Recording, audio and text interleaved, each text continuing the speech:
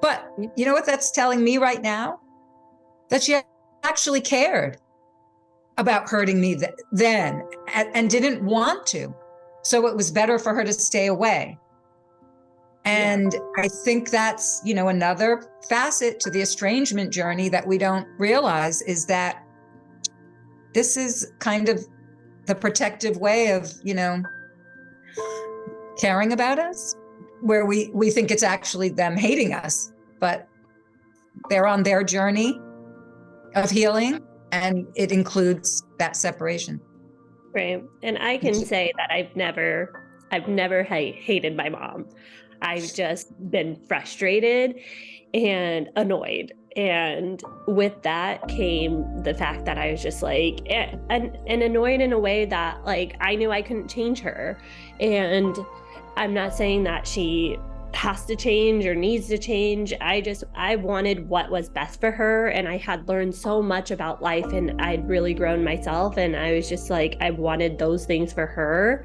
And so I think it's really awesome that you guys are on this journey, because if she could just heal and love herself, I think that was the one thing that was the hardest for her, and that she could kind of step into her own self-love journey. I think that would have been a huge thing, because I mentioned on our last talk, when we were doing those things together, that made a huge difference in our relationship. That when she was willing to read The Gifts of Imperfections by Brene Brown, and she was willing to heal just a little, and we had conversations every week when she was reading. I was like, how are you liking the book? And we had things to connect over, and what we were healing through in those journeys.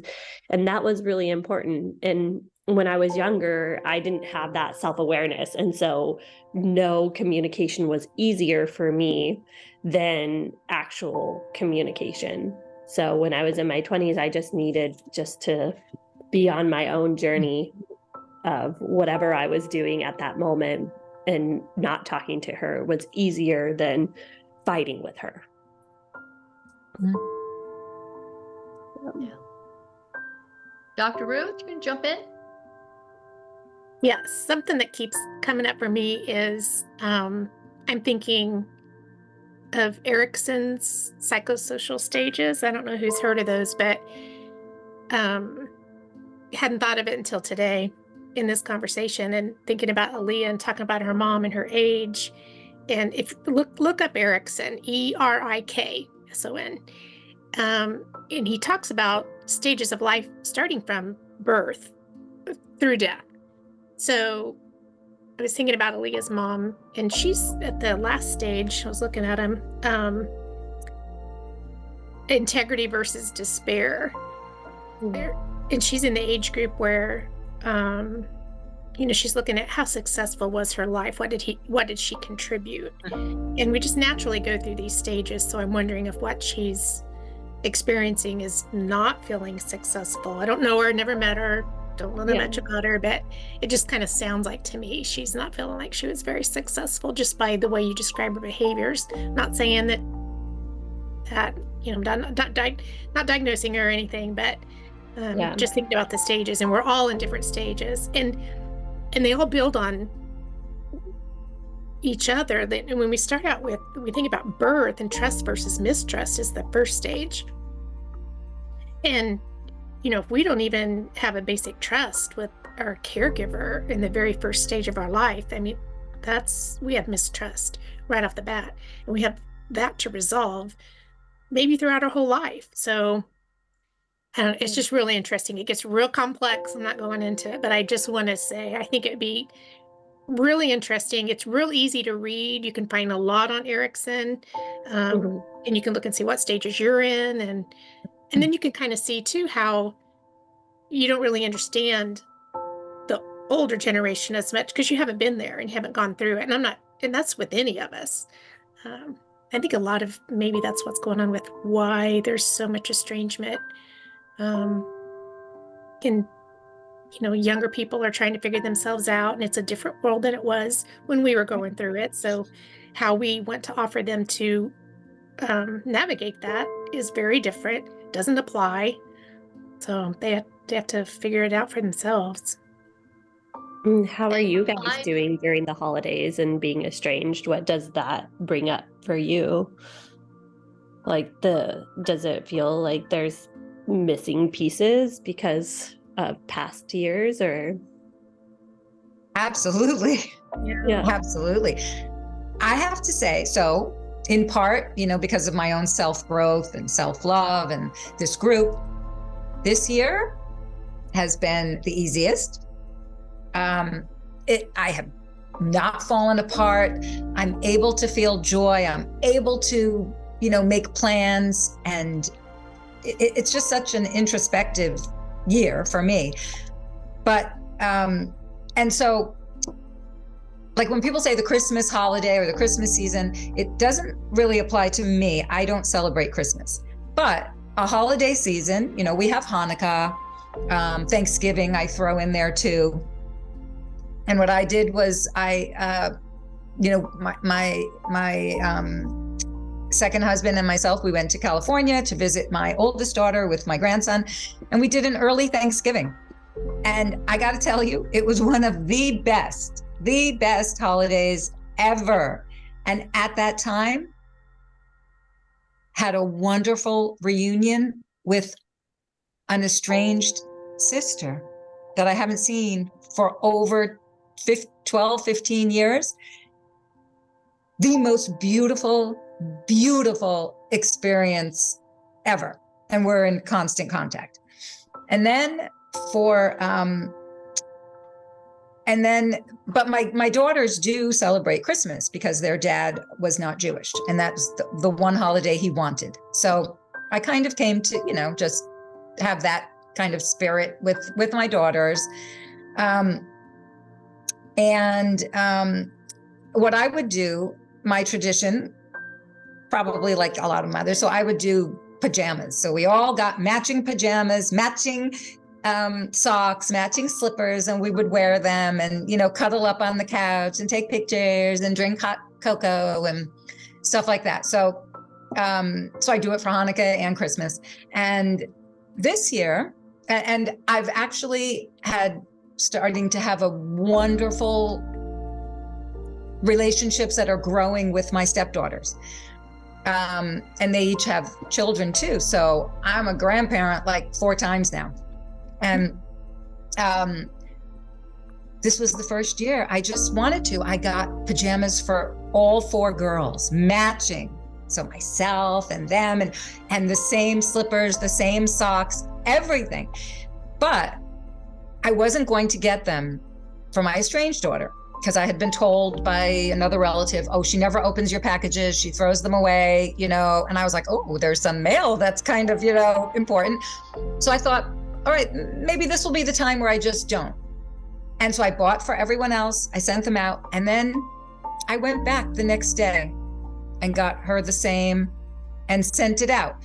And like Dr. Ruth was, saying, I didn't do my usual, I love you, I miss you with the package. It was just very simple. And I said, matching pajamas for all the girls. Yeah. So I guess that's my holiday story. Yeah, I want to touch on a couple things you said. Your relationship with your estranged sister. I was estranged from my older sister as well. I mean, estrangement has been around for a very long time. It's not just new. We just have the internet now that makes it seem so huge. But estrangement has been around. Yep. And it's not even, and I'll share a story. Maybe if we have time, I wanted to go into different things as to why I'm estranged from my sister. I have a whole different understanding of why our relationship was so strained. But the second thing, going back to what Dr. Ruth said, was, the success, somebody gets to the end of their life and they look at their life and the success of it. Well, to define a parental role as successful, your kids like you. Your kids love you. Your kids talk to you. That's success. So when you don't have that, you don't feel successful. I think just automatically. Even if, all of you are back in your mom's life now saying, no, we're just here. We just want to love you, just want to love you. There's probably that still voice in the background that says, well, but you didn't do it right. That shame, you didn't do it right, or your kids would have never left to begin with. And that's why I think it's so important for us to really, we've got to restructure the narrative. We've got to realize that people break away to find themselves, and you got to lose yourself before you find yourself. And you don't do that with people. You do that on your own. It's amplified in your 20s. It becomes amplified as you go through midlife crisis. The more you start looking back on your life and you don't get to classify certain things as successful, it triggers those moments of going within, taking inventory, questioning your life, questioning the people in your life. It just naturally does that. So we really want to work on just changing the narrative that our kids aren't leaving because they hate us or this. And okay, let me say, there's some vile comments on YouTube. I don't know where these comments or where these thoughts come from. It's awful. It's nasty. I'm not sure. I'm not living in reality here. I very much am. I'm seeing every aspect of it. But what I'm saying for everybody who's on this call, to survive this and to thrive through it, you want to restructure this. I'm proud of my daughter. I know that she is taking this time to figure out who she is. And when I look back on it, she did not disrespect me. She just said, I need time to figure out me now. And I don't know when that's going to change. But she never disrespected me. I created this. I created this whole drama thing. And I got in the Facebook groups and now I'm seeing how big it is, and I'm reading the comments and I'm like, oh my gosh, my daughter did this. But when I stop and I go through my timeline, all she asked for was time to figure herself out. That was it. So another thing I want us to bring up. So Cheryl, Dr. Ruth, and I were on last Wednesday's call. We meet in our community every Wednesday and dive deeper into some topics. And because it's the holidays, I really want us to go back and revisit this, because we had such an aha moment with how we think about things and how we compartmentalize things on our hard drive, just because of how we're wired as humans. When you were a child, think about right now, if you got excited over Christmas. Did you do the calendars and check off all of the days? Did you look for Santa's sleigh to come? What did you do that made you get excited about Christmas? And I can tell you so many things I did as a kid that Christmas was just like such a big deal and such a happy, wonderful, joyous event. And I just couldn't wait. And I remember the smell of Barbie plastic still to this day, because it was such an amazing event. So that was the spirit of Christmas. That was me as a little kid being so excited about baby Jesus and Bethlehem and the whole thing, and the church nativity scene, and being in the church play and everything, and being an angel or whatever I was. So that was my Christmas spirit, year after year after year. But here was the reality of my Christmas. It was a nightmare. My family was a nightmare. We only celebrated Christmas Eve. So now they worked so many jobs just to put food on the table, because this was, during the 70s, high inflation, a lot like it is now. So holidays meant time off, and it meant all of these people were in a room together, and it was very explosive. So Christmas Eve was about my mom fighting with my dad to go to church, but he's an atheist. He doesn't go to church. And so getting all of us to go, and, just this whole thing. And we would just come home from church, open our presents, get the whole stupid thing over with. And then there wasn't even a Christmas day. We would have a meal maybe but there really wasn't even, and everybody just went back to, being in silent. We would play with our toys and everything. So, but I'm living in my Christmas joy as a child, but the reality is it was a very chaotic event. My dad drank more. I mean, just, it was total chaos. So now, fast forward several years into my 20s, and now I've got these memories coming back, mostly focused on how chaotic the Christmas was, and I'm not remembering the good stuff anymore. I'm just focused on the traumatic event of my childhood. But yet it was a choice. I chose to be in the spirit of Christmas, not the chaos of the reality. Does that make sense?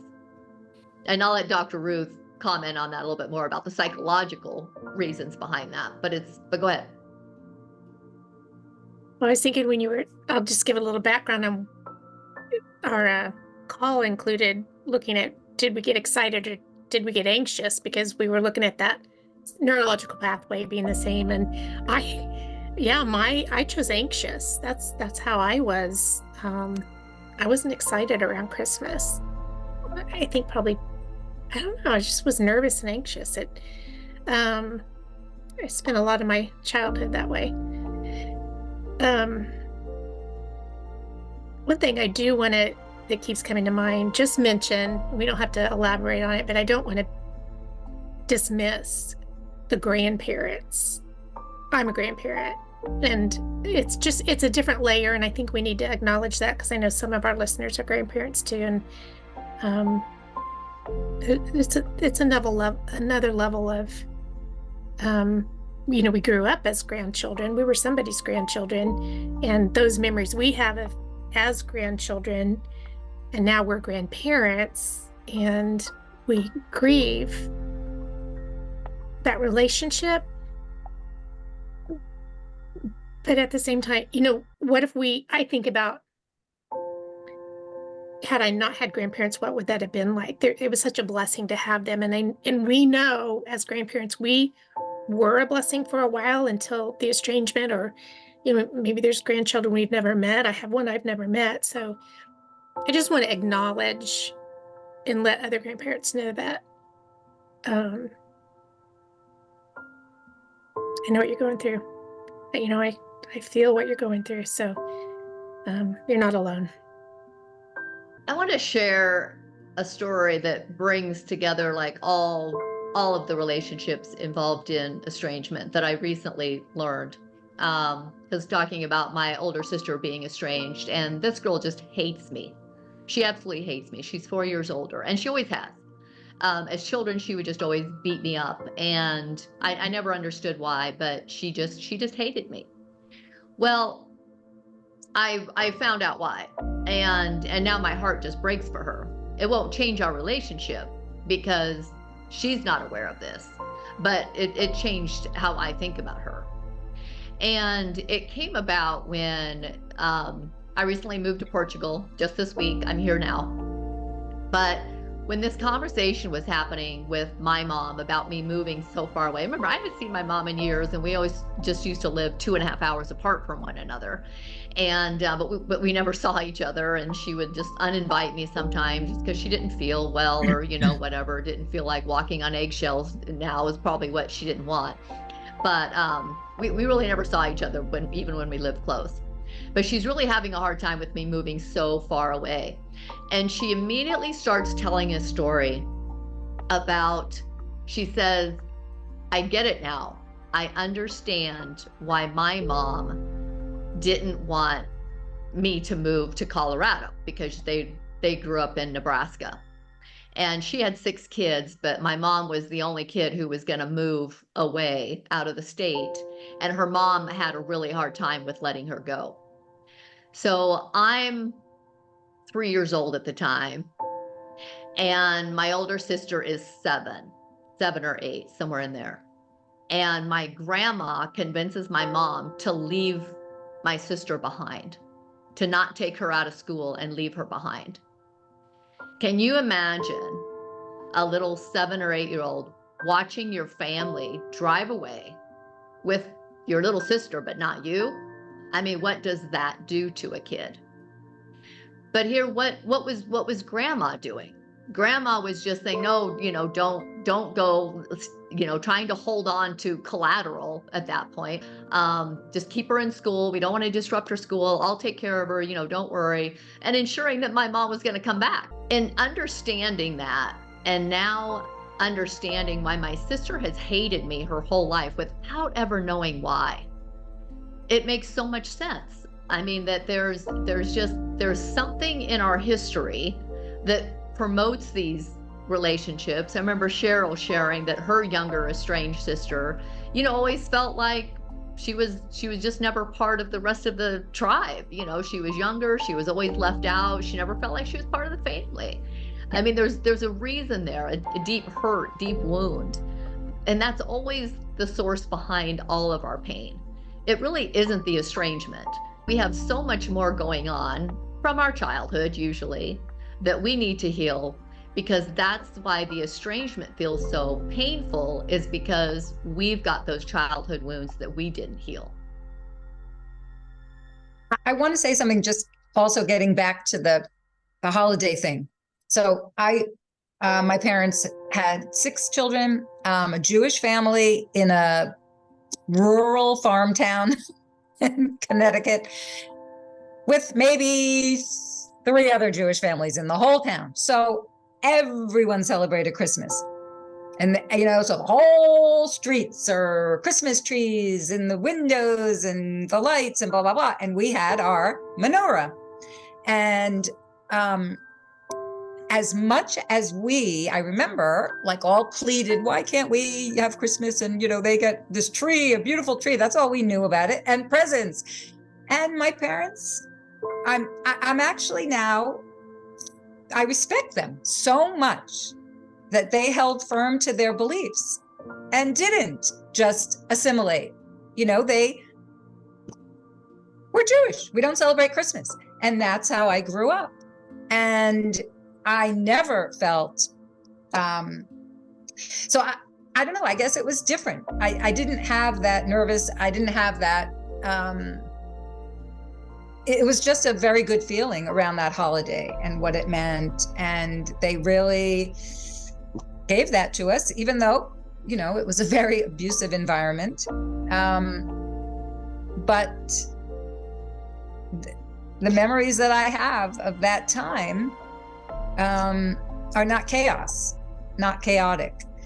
And actually, I'm now just thinking about it and feeling a very deep respect for them and how they managed it, living in that town. That I'm sure, well, I do remember a lot of anti-Semitic events happening, and sadly, that are happening again currently. So kudos to my mom and dad. Yeah, my mom always kept the holidays very special. We would always get our advent calendars and things like that. So, and I know we were like not doing well. I knew it was always like a hard time of year, but she would always somehow pull through and make it super special because it was important to her. And so I think they do things to help shield us during those times so we feel special. And even though I know, like, financially it was hard on her, but she acted like it wasn't. So as a kid, you remember there was a financial hardship there. You recognize that. Yeah, I recognize that she would still somehow pull it off with being a single mom. And for the 3 of us, there was always presents under the tree, no matter what. And I remember, I think she must have passed this on to all of our siblings, because stockings, for some reason, stockings are our favorite. We love the stocking stuffers. And she always made a big deal over the stockings. And so that's like our favorite part. My sister still makes a big deal over them to this day. She's like, we have to have stockings. My family's the same way about stockings. It's always been a big deal, and it even now, even my nieces, sisters, everybody, I have a sister I celebrate Christmas with, and that's all we do is stockings. No other gift, just stockings. They're fun. Yeah, a lot of fun. Surprise. Mm-hmm. And Lisa, go ahead, Aaliyah. I was just thinking about this the other day because people comment on I'm not like enthusiastic when like I open gifts or anything like that. I'm grateful but I have like, I'm not one of those people who are like, oh my gosh, thank you. And I don't have that kind of expression on my face. And so, but I do remember one year I got a paintball gun, and that was like, I lost my mind. I was like, oh my God. My brother would play paintball with all of his friends, and I felt so left out. I was such a tomboy, and my mom wanted me to go to the movies and do like girl things and go to the mall and go shopping. I'm like, no, I just want to go play paintball. And finally, one year she listened, and I got a paintball gun for Christmas, and I was like, yes. The one time I showed enthusiasm over a gift. Lisa, I wanted to, address about the estrangement with your sister and my sister, because I had an eye-opening moment in California when we had our reunion. And I think I mentioned it to all of you in our weekly sessions. She's, from the beginning, the first time I saw her, she kept expressing anger towards my daughter for cutting off all communication and estranging me. And I just took a breath and I kept listening because I really wanted to hear her without, my reaction stopping her. And but it didn't stop. Every day it was the same. And she just kept expressing this anger. Well, I found out, and this is what happens with so many people with estrangement, she has been stuck in her anger, and she still is kind of stuck, but the only one that she's not stuck in that space anymore with is me. And I feel very fortunate. I'm accepting it. I'm not questioning it anymore. And it's just pure love, pure acceptance, no judgment. She feels very judged. But at one point, because she won't reach out to any of my siblings or doesn't want me to tell them anything about her, no pictures, and all of that. And that hits home with me because my daughter is the same. She wants no one to mention my name, like I'm Voldemort. And so Aaliyah gets that. Yeah. So I finally said something. I couldn't hold it in anymore. And I said, but I don't understand. Why are you so angry at my daughter? But yet you did the same thing to us. And you're still doing the same thing to all the other, the other 5 siblings. She said, oh no, it's very different. She said, my reasons are valid and my reasons are true and actually happened. Your daughter, none of that happened. None of those are true, and it's very different. And so I just, what? Even though I don't agree, or maybe, I see things differently, I just realized at that moment, I can't fix anyone else's estrangements. I can't even fix my own with my daughter. But somehow she and I have managed this reunion, and it's and I'm just and so at that moment I just stopped. I stopped trying to fix everyone else, and just enjoyed the moment. And that's what I do now. I cherish and value and just live in these moments. And like so many people at the beginning of estrangements, you are just stuck. You're so stuck. We've been there. There's thoughts of suicide. I mean, this is real anguish. But you slowly learn to climb out. You find the tools, you start learning, you just go deep. And I was just able to enjoy my time with her after that. Just do you feel like, I'm sorry, were you done? No, yeah. I'm just wondering if you feel like you've gone through Lisa's course, so you were in a completely different place than you would have been had you not gone through the course. Yes. So, somehow that helped you be where you are and be able to just be in that space and be receptive to her in a different way that you wouldn't have been before. It helps me with every aspect of my life. Yeah, it does me too. Me Right? too. It's Yes. it's Yes. like just you're not down here, you're on a different level. And you sit back and you feel I feel compassion for everyone with whatever they are going through. And I want to understand. As a matter of fact, after my sister said some things where she just really went on a rant about how the family, did all these horrible things to her, I just looked at her and with love, and I, took her by the shoulders and I said, I see you, I hear you, I'm hearing you, and I understand, and I love you. And that was it. That's all that was Before needed. I would have yelled and screamed and said, oh, no. And did she know in any way that you had changed, or she hadn't heard anything about you, that there were differences in you or anything? It just, the energy, it just connected. Okay. That's so cool. I've been telling her, because we've been in communication since February. This was just the first in-person, face to face where I could hug her. No, but I've been telling her about the course. I've called her on really tough days when I was, just despairing again, because we all go back to that. You're not just on this magical higher level all the time. Mm-hmm. And so she knows, the work I've been doing. And okay. Yeah.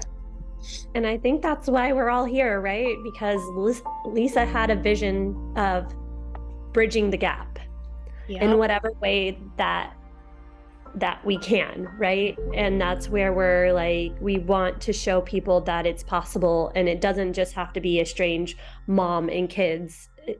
I think today we realize that estrangement happens in every type of relationship in our life, and that we're willing to bridge that gap now, that we're not willing to fight where we used to fight before, that we're willing to let that other person have the anger so we can have the compassion and the love. I love that. I love how you said that. Yeah, absolutely. That's it. You know what really struck me about my mom's story with leaving her daughter behind, because she said that was just the biggest regret of her life. And to this day, she has not forgiven herself for leaving her daughter behind. What struck me the most about that was that she couldn't go against her mom. Mm-hmm. That the patriarch, I mean, it had an iron fist over us. And it has taken generation after generation after generation to break free from that and say, no, I've got to figure it out on my own. You're not the boss of me anymore. You're not my parent anymore. I'm an adult. I've got to figure it out on my own. My mom couldn't do it. It was so powerful in her generation. She wasn't willing to go against her mom. Although, I mean, can you imagine driving off with your kid to live in another state, to be without her for a year, a little 7 or 8 year old? Could any of us do that? Absolutely not. I would have been heartbroken too. Yeah. But her struggle with obeying my mother, obeying my parent, because that was the rule of the church. Yeah. Versus doing what she felt was right with her family was not allowed. So we have to change the narrative. We have to be okay with our kids stepping out on their own path. We don't like it. It doesn't feel good. Makes us feel like we're failing as parents, but we haven't. By us really just taking a different road and seeing this differently and allowing this to play out as it's supposed to play out will only serve them and future generations. And I know it does not seem like it's getting better. I know it doesn't. And come over to YouTube and read some of the comments and you will say, this is really bad. But in order to survive anything, you have to find the meaning. And we just have to start looking at it this way. We have to let them find their way. It's so important. And look at the world right now. Has anything been working? Not well. No, it's not. It's time for something new.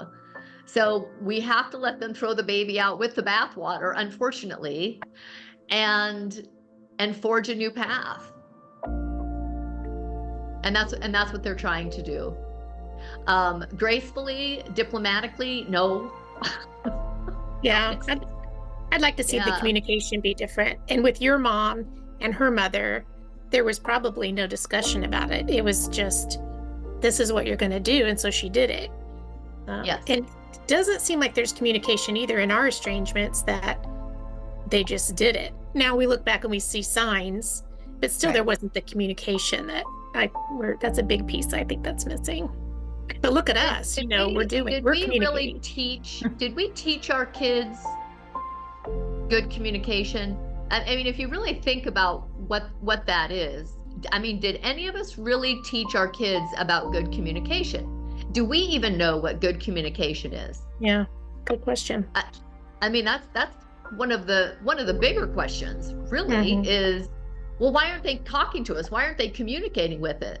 And Cheryl said, maybe it was my daughter's way of protecting me and not hurting me by not talking to me, because she didn't have the words. She had the anger, but she didn't have a way to formulate it or put it out there. And we should be allowed to say, you hurt me, I'm angry, I don't want to be around you right now, and I just need some time. We should be allowed to say those things. It should be okay. But when we put that control on somebody else, or the expectation of something that should be a certain way, that's when it hurts so badly. Versus, okay, yeah, take some time, take as much time as you need. I remember reading a Facebook post about a woman who was only like 3 or 6 months into her estrangement with her son, and she said, my son just wants time to go find himself. What should I do? And I wanted to comment. I couldn't because I was blocked because I've been silenced.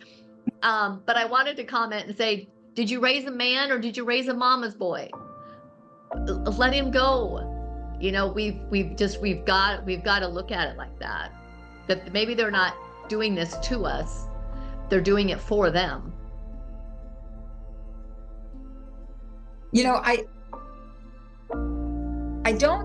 I just feel there's so many layers and variations of these estrangements, reasons why, everything. But some of them,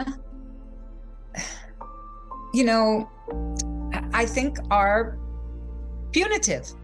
It's punishing. It's a very, punishing. This silent treatment is, as my oldest daughter says, she said, I would,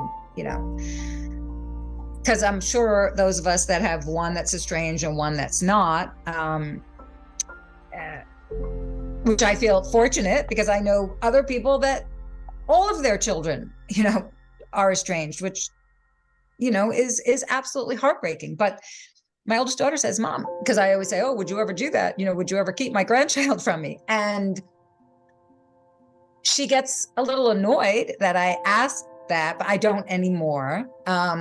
But she said, no, to me, it's just a cruel, punishing, punitive, just way to communicate. And she's not a great communicator, but for her to say that, yes, I think my daughter finally realized after, 20 years of torture and torturing me, but it was just that 3 months prior that I really now look back and see that she was trying not to hurt me. Whereas before, I don't think that entered her mind. The whole purpose was to hurt me. And she would say it all the time. I wish you weren't my mother. I wish I had been adopted. It would have been better to be in foster care. I mean, can you imagine someone saying that? And,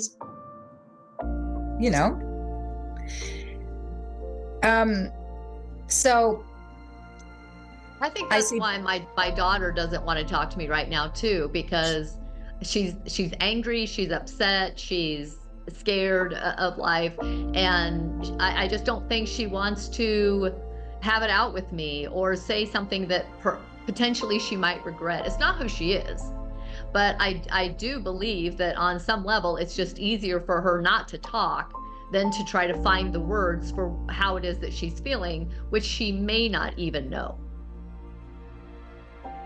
Yeah. But Cheryl, you're right. Punitive does come with blame. There's a punishment. When you're blaming somebody, you do want to punish them. That's absolutely part of that consciousness level is punishment. Yeah. That goes hand in hand with it. Anyone have any questions? Who's joining us today? Sorry, yeah, I wasn't able to. Hi, everybody. By the way, it's nice to see you all.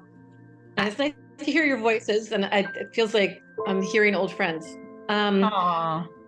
I just have a question. My daughter, it's gotten worse. She's moved to Utah, and she's no contact with me. And my question is, there's a lot of conversation between my daughter and my husband about how he should divorce me, and how he should leave me. And we are fine. Like, he and I are fine.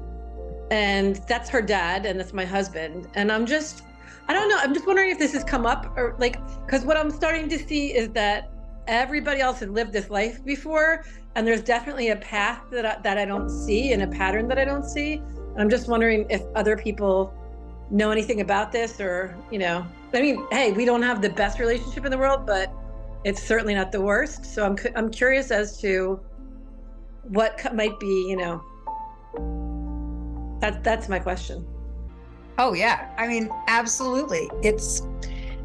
Unfortunately, it's part of the estrangement. It's, either pitting the mom against the dad, parental alienation, or they tried to get all the other siblings to go on the estrangement boat, like, hey, you should stop talking too. So I think it's a pretty common thing. I mean, I keep seeing it on all the other groups. Is that because they don't trust to talk to them without us finding out what they've talked about, and they're trying to keep those communication lines for themselves or something? Or I just don't understand it. What do you think, Lisa? I think it's always, where you find the one parent that you can blame for everything. And usually it's, I don't know, it seems like it's mostly the mom more than the dad. Yeah, the authority figure, really. If you're breaking away and you want your freedom, who was that person that you need to break away from? Who do you feel has the most oppression over you? Yeah, I definitely see that. I just don't understand why she. No, I understand why I'm the one she's breaking away from. I'm also the safer one to break away from, because I know that I'll always be there, kind of thing. Whereas I think that my husband might not always be there. I'm just not sure why she is trying to break us up, or why she's insisting that we break up. Well, I mean, I think like Cheryl said too, the punishment factor that comes with it. And Cheryl, your daughter is trying to recruit her own tribe around her story. There's less power that you have if you're the one who's alone and not her. Exactly. Yeah, I honestly don't know if we can even begin to answer that question, because there's a lot to a child wanting to do that to parents. We don't know anything about what's happened, but she obviously has an agenda. Any child, I've heard about a lot of this happening. You're not the only one it's happening to, that children do try to do that. And the reasons vary. Yeah, I just thought that there was honestly, I feel like there's a guide out there somewhere that people in chat groups are following and are being advised by, and I was wondering if this was part of that, you know. That the children are being advised. Yeah, I think, you know, in Reddit groups and stuff, they're being Yes. advised that, you know, Yeah. because the language, Absolutely. there's a dictionary out there, definitely, because I see the language over and over again. I'm just Yes. wondering if this is Yes. part of the equation that I'm not aware of yet, and I'm going to Yes. figure out the equation too late, you know. Yeah, And you know one of what? the Go ahead, Lisa. I was just gonna say one of the posts on YouTube was that they've started a movement and we're not going to be able to do anything about it. So they're calling it a movement. So is there a rule book? More than likely. And the more they can throw in that rule book, will they? Absolutely. How do you frame that right now? Because other than just being like, okay, they're just absolute evil. It is evil. But how do you frame it in order for your survival, in order for your peace of mind? You have to find the meaning behind this for yourself. What is this teaching you? What is this here for you? Yeah, this is definitely here for me to own my own narrative and to believe in myself and to believe in my reality and to believe in, you know, and not be swayed. It's been a long time now. It's been 2 years. So I'm definitely getting, and a lot of what you were saying today about, you know, not labeling them bad and evil, because that just makes me angry and that just puts me in a bad space that doesn't help, you know? Yeah. I mean, I can respect her. I can really respect her for being strong, and I can be proud of her being strong and taking care of herself. I'm just a little, it makes me even more challenged to get in that space when she's saying things to my husband that are painful about what he should do, kind of thing, you know, which, and I'm not really worried about that. So I can also stand in that space, but it's just breaking another section of my heart I didn't know, you know? Aaliyah, what Is were your you going to husband say? supportive of you? Oh, sorry, Dr. Ruth, go ahead. Aaliyah was going to say something. I was just saying that, like, we just have to continue to, I think, just they're hurt and they're angry, and just send them healing at that point and protect yourself, because it's not going to last forever, but they have to go through that. And so, and just remind your husband how much you love him too. Yeah. Good words. You know, Jen, it's a cult. I mean, it's a cult. So how does somebody get out of a cult? It's not easy. No. Yeah. But they have to be the one who wants to get out. Right. Thank you. Well, thank you, everyone. Let's close with the four of us sharing our takeaway for today and the message that we want to give our generation. And then we'll also have Dr. Ruth give her professional summary and message to everyone. Is anybody ready to go first?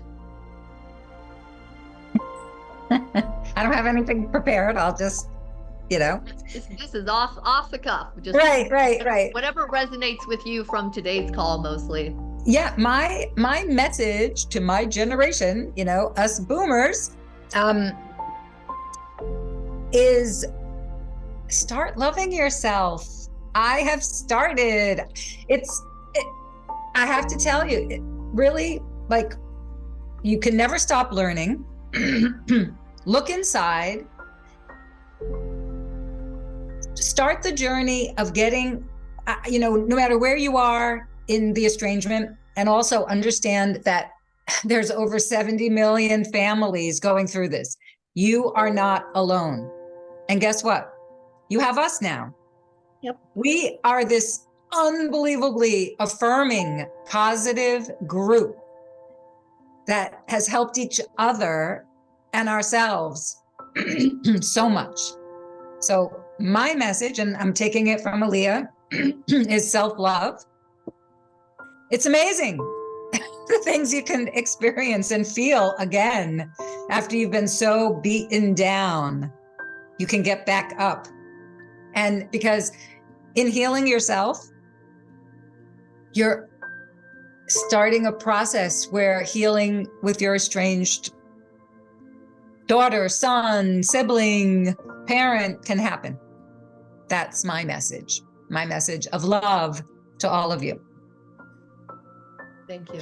And something I heard today, like I kept hearing in our talk today, was judgment, especially around this time of year, and how we fear it, right? And because maybe we don't feel like we're enough, or we can't give the gifts that we want to give, or anything like that. And so just to, I think, I don't know if you say let your guard down or not be so judgy or something, but just make sure that that person doesn't have to fear coming around this time of year or anything like that. Just make sure that they know they're invited. Even my sisters and I, we do stuff every year, and I had to let one of my sisters know that I'm spending the night at their house so I can see their son, my nephew, wake up in the morning and open presents. And my other sister was like, "You're not going to spend the night with me, and I'm not even invited over there." And we're always invited. Like we walk through the front door, we invite ourselves over all the time. So I don't know where she was coming from, but she felt like she wasn't invited to spend Christmas morning with my nephew. So I had to tell my other sister, remind her that she's invited. So just like maybe over communicate this time of year, because I don't know what's going on, but my sister was like, "I'm not invited to come watch my nephew." You're always invited. We walk through the front door. We invite ourselves over all the time. So I don't know. She just needed to be reminded that yes, come over. I think So that's a just, great idea. yeah, over communicate or make sure they're not feeling judged and they're welcome. Yeah. That, like, you want them here. So Mhm. I think that's a great idea. I like that. And the fact that we see estrangement in so many relationships, not only do we feel it, we see it, we are super sensitive to situations like you just were describing about your sister. And she might have a little fear of, is it going to happen to me, or is it happening to me? So yeah, I think over communication is a great idea. Yeah. There's so many things here. I'm going to spin off self-love, I think, and just invite everyone to question if they know what that is. When is the last time you put yourself first? Everyone has been fired from parenting. Everyone is fired. Services rendered. So it's time for you. So what does that look like? I moved to Portugal because of my estrangement. My daughter gave me a gift. She gave me a gift. I never in my life would have done this without that. I put myself first with what I wanted. And the day that both my daughters come visit, I'm still very close to my oldest, but the day that they both come visit or I go back there and visit them, I'm not worried about walking on eggshells. That's not going to exist. I'll be just there with open arms, to Aaliyah's point. Just, they're always invited in my life. I don't care what they've done. If your parent doesn't forgive you, who can? Who can? Like I said, the biggest gift my mom gives me is she lets me off the hook every single time. Focus on you. Have the life that you want. This is your time. And just go down that path. They're on their journey, but so are you. And by the way, none of us, regardless of our age and however many birthdays we have, we've never really been on our own journey. We've been living for everybody else and what everybody else wants. And it's really a difficult thing when you start thinking about what you want. It's not easy. It's difficult to think about what you want your life to look like. Mm-hmm. It takes a lot of thought process. It does. It takes a lot of soul searching just to say, okay, if I'm going to live for myself, what does it look like? I want to bring home a point that Dr. Ruth mentioned earlier, and I want everybody to just either write this down or just practice doing this week. So anxiety and excitement is the same neural pathway. A week ago, before I was moving to Portugal, Dr. Ruth said, "How are you doing? How are you feeling?" And I said, "I am so anxious, but I just have to remember to turn it into excitement." because the anxiety was too much. And then when I remembered to make it about excitement, then it was just like a new exhilarating experience. We can only see the glass half empty or half full. Sometimes we just have to be that example to get that other person to come to the other side. Remember the spirit of Christmas versus the reality of Christmas. We all have this choice to make right now. And unfortunately, you can't be both ways. So our kids have to, unfortunately, just go through this process of discovering this for themselves. The same neural pathway chooses anxiety or chooses excitement. And unfortunately, now they're just living in anxiety and they're blaming their parents for that feeling. Falling in love or going out on a first date is, oh my gosh, what if something horrible happens? That's fear. Versus, oh my gosh, what if something amazing happens? Now that's the excitement of falling in love. I mean, again, it's one small tweak, but we can't have it both ways. But we have to practice this. Practice living in that state. Practice always choosing that. And I can tell you, for being in that state for almost 2 weeks, and it was just like this electric feeling. It was almost just too much because it was just such high excitement.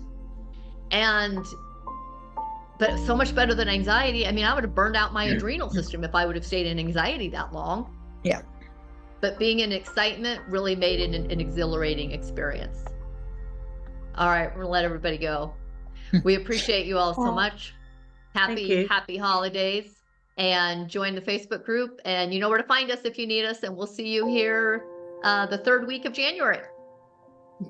Great. Thank you all. Thanks. Hi, everyone. Bye-bye. Hi, everyone. Bye, everyone.